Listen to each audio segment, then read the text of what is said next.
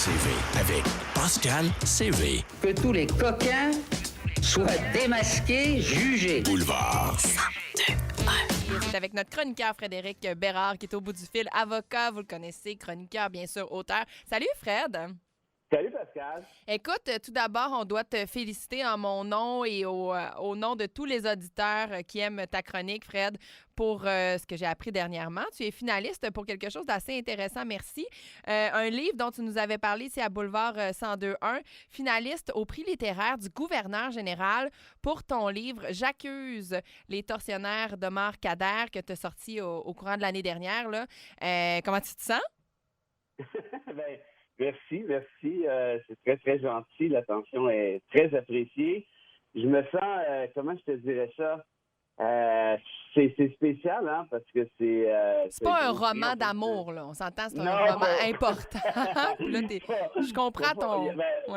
Il n'y a pas beaucoup d'amour là-dedans, je vais te dire, dans cette histoire-là. Puis c'est un livre qui est... Je suis surpris en quelque sorte parce que c'est un livre qui est très anti-establishment, qui critique beaucoup le gouvernement fédéral pour ses agissements dans cette affaire-là.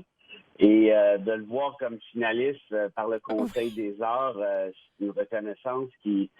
Je te dirais, bien au-delà de ma petite personne. Évidemment, ça fait plaisir là, à titre personnel, mais bien au-delà de ma personne. Ce qui est encore beaucoup plus important, c'est de savoir, Pascal, que cette histoire-là est en train de se frayer un chemin. Elle commence à être connue pour la peine.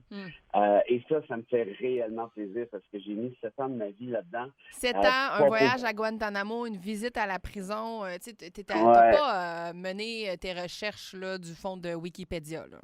Non, j'ai travaillé fort. Tu sais, puis ça, c'est correct, j'ai travaillé fort, pas par, comment je te dirais, parce que je voulais que ça sache, je voulais que ce soit connu, puis j'ai failli l'abandonner plusieurs fois, ce livre-là, parce que psychologiquement, émotivement, ça faisait trop mal, c'était trop douloureux, je te dirais.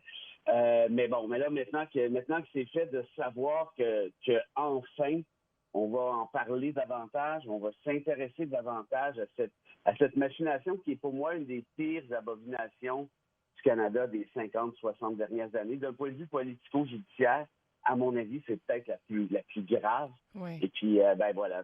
En une phrase, Frédéric, en une phrase pour qu'on passe à un autre sujet qui est quand même important d'aborder ce matin, Omar Khadr, si tu peux rappeler aux gens qui il est. Omar Khadr, c'est un Canadien, c'est un enfant soldat qui aurait dû être protégé par les conventions internationales. La Cour suprême du Canada avait tapé assez fortement sur les doigts du gouvernement Harper en disant que ce propre gouvernement-là avait violé le droit à la liberté, le droit à la sécurité physique, le droit à la sécurité psychologique et aussi potentiellement le droit à la vie d'Omar Khadr en participant en quelque sorte à sa torture à Guantanamo. Et puis moi, ce que j'ai appris dans le livre, puis je finis là-dessus, c'est que n'eût été du gouvernement fédéral, les États-Unis voulaient retourner Omar Khadr au Canada comme ils étaient obligés de le faire en vertu des conventions internationales. Mais c'est Ottawa qui a mis un frein à cette opération en essayant de surfer politiquement là-dessus. Alors voilà, tu es finaliste pour le prix littéraire du gouverneur général. C'est effectivement, sans dire ironique, c'est particulier dans le contexte, mais ça veut dire que ça fait jaser. Hey, Fred, je m'attendais pas du tout à ce qu'on aille là ce matin. Tu m'as écrit sur un sujet particulier, une nouvelle à CBC qui est parue, qui commence à paraître aussi dans bien des articles de presse, mais il y a un homme qui a kidnappé une jeune adolescente du côté de Montréal et ça donne que toi, tu connais cette jeune adolescente-là et même que tu connais l'histoire par excellence, dans un contexte où la violence est exacerbée du côté de Montréal, du côté de Québec aussi, dans un contexte où on parle de plus en plus de tout ce qui touche le registre des délinquants en matière sexuelle, des psychiatres qui essaient de faire valoir le fait que, ce registre-là pourrait être plus négatif que d'autres choses, des parents inquiets qui, au contraire, veulent savoir c'est où. C'est dur de se positionner, mais d'abord et avant tout, c'est quoi cette histoire-là?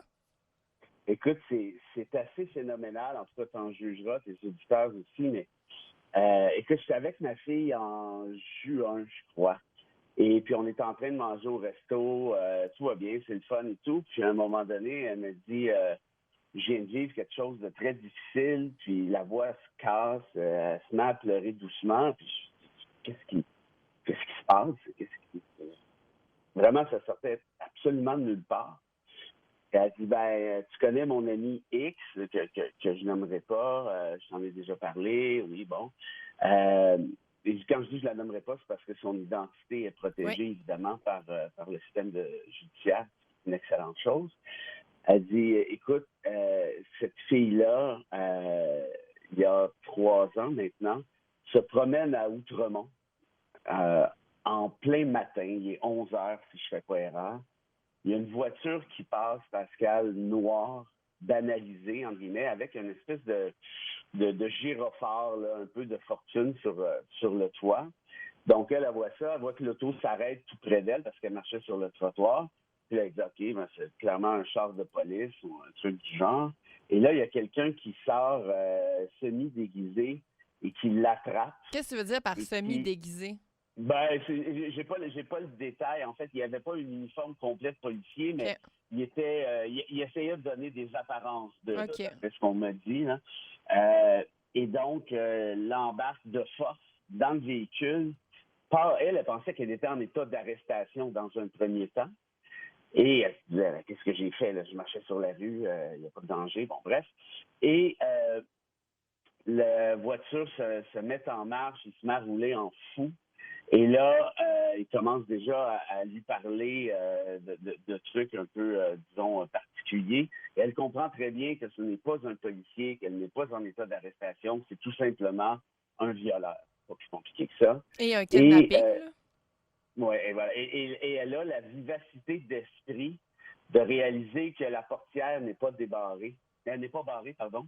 Et aussitôt que l'auto ralentit un peu, elle se jette en bas du char, essentiellement. Et là, elle se met à crier pour attirer l'attention. Et là, on est à Outremont, dans un quartier qui, je pense que c'était près de Van Horn, je ne me trompe pas en tout cas. Hey, moi, j'ai habité là, je viens d'en parler en plus. J'ai habité là pendant 3 ans et demi. C'est fascinant. C'est vraiment pas un quartier qui, en tout cas, qui se donne. Puis je veux pas dire qu'il y a des quartiers qui se donnent à ce genre d'actes-là, là, mais c'est très calme et paisible. Ben, dans les quartiers sécuritaires de Montréal, si tu me demandais de dresser une liste, évidemment, moi, je suis pas une femme, donc pas nécessairement en mesure de bien juger, mais il me semble qu'à Outremont, c'est drôlement plus sécuritaire de manière générale qu'ailleurs. Oui. Et bref, elle se met à crier, et là, il y a des gens qui ont eux-mêmes la vivacité d'esprit de prendre en note la plaque du véhicule. Bon réflexe. J'appelle le 911. Voilà, j'appelle le 911. Et le Google s'est fait arrêter dans le temps de le dire. Et là, écoute bien ça, c'est un gars qui avait passé 13 ans de sa vie en prison, déjà, pour des infractions reliées à la séquestration, molestation, viol. Tu vois le genre de gars, là. Au début des années 2000, il avait même s'était fait ramasser parce qu'il attendait des femmes, et là, je suis désolé, là, vous allez voir, c'est assez scabreux, là, attendait des femmes à la Noirceur à côté des bouches de métro avec des couteaux, là. Donc, tu vois un peu le genre de personnage. C'est un personnage de film, ce gars-là, et dans le très, très, très mauvais sens du terme. Et là, donc, c'est au tour de l'ami de ma fille de se faire coincer. Et les audiences... Et pourquoi ma fille était terrorisée, parce que c'est le bon terme, c'est qu'elle venait de sortir d'audience avec son ami qu'elle a assisté, où il y avait justement la question qui se posait à savoir, est-ce que ce gars-là devrait être inscrit au registre des délinquants sexuels dont tu parlais tout à l'heure? Oui. Et là, écoute, c'est quand même assez spécial parce que tu as un juge qui écoute ça, qui essaie de voir, puis moi, je respecte toujours le processus judiciaire, comme tu sais. C'est pas des jobs qui sont autant faciles qu'on pense, et qui évalue ça. Et là, l'ami de ma fille est incapable de témoigner pour les raisons qu'on imagine bien, mais elle avait écrit une lettre très, comment je dirais, très détaillée en disant à l'agresseur, à cause de toi, je ne suis plus capable de me promener dans les rues seul. Je ne suis plus capable de faire confiance, même à des personnes en qui j'avais confiance, et ainsi de suite. Elle terminait en disant, c'est fini pour toi, tu vas te faire ramasser. Et c'est son avocate à la jeune femme qui a lu la lettre en question. Donc, c'est un moment qui était très, très, très, tu l'imagines bien, très, très, très émouvant. Oui. Et je veux pas en rajouter, mais cette jeune femme-là, en plus, a eu des difficultés assez importantes dans la vie. Elle a perdu son père, elle a perdu sa mère, c'était en adoption. Donc, tu vois, genre de femme ultra résiliente On en est où qui a à se maintenant? taper ça. Oui, dans ce Ben, dossier-là. écoute, la bonne nouvelle, c'est que il y a quelques jours à peine, la décision a été rendue. Et comme ma fille l'avait anticipé, il a été inscrit au registre. Et pourquoi ma fille l'avait anticipé, tu vas me dire que c'était pas si difficile que ça, c'est qu'il y avait une seule expertise au dossier. Et l'expertise disait, des expertises psychiatriques, qui disaient que, bon, ce qui était peut-être pas nécessairement trop difficile non plus, mais que ce gars-là est un danger public. Il n'y a aucun remords. Et même écoute, il a témoigné, lui, lors de ces audiences-là, en disant que s'il avait fait des trucs comme ça, c'était pour démontrer à la justice qu'il n'y avait pas de raison de le traiter en fou, qu'il avait agi en fou, mais simplement pour avoir des affaires décousues, du gros n'importe quoi, aucun remords. Et bref, donc, on l'a inscrit au registre en question. Voilà la bonne nouvelle. Mais pourquoi je te raconte tout ça? C'est que, tu vois, moi, ces affaires-là, évidemment, ça me touche parce que, bon, je suis père d'une fille de 22 ans. Ça touche pas mal Mais, tout le monde, je te dirais, Frédéric, rendu oui, là. oui, exact. Mais tu sais, à titre personnel, quand ta fille te raconte ça, Oui. je te jure, Pascal, là, c'est pas mal différent que de le lire dans le journal. Crois-moi, là, j'avais le cœur arraché. Et un message aux gars qui nous écoutent. Hein, souvent, on peut penser que c'est pas si pire que ça au Québec. Ce qui est vrai, puis en fait, c'est vrai que c'est mieux qu'à plusieurs autres endroits dans le monde.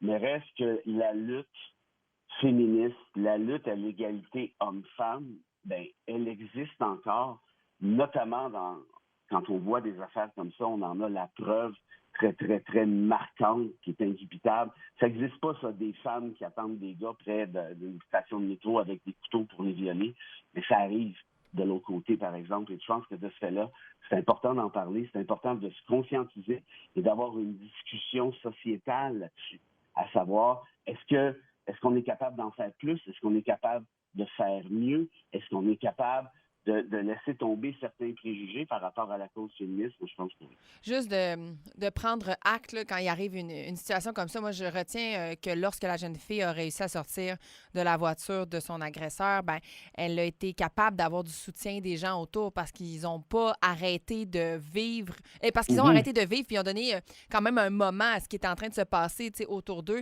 Les commentaires entrent beaucoup. Premièrement, des gens qui vivent une panne électrique en ce moment, là, puis qui ont, à Québec, il y en a à certains moments, on va faire à certains endroits, on va faire une revue de tout ça dans quelques instants, là. Mais il y en a qui ont manqué l'histoire, ça sera disponible sur le blvd.fm.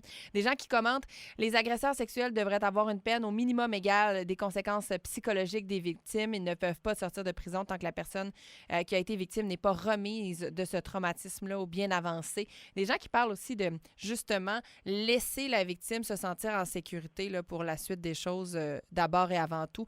Mais ça arrive souvent, puis je pense que c'est sous-estimé à quel point ça peut brusquer des gens, puis même des petits scénarios. Là, juste quelqu'un qui s'en va t'observer. Puis ça, on avait vu ça à Québec il y a quelques années.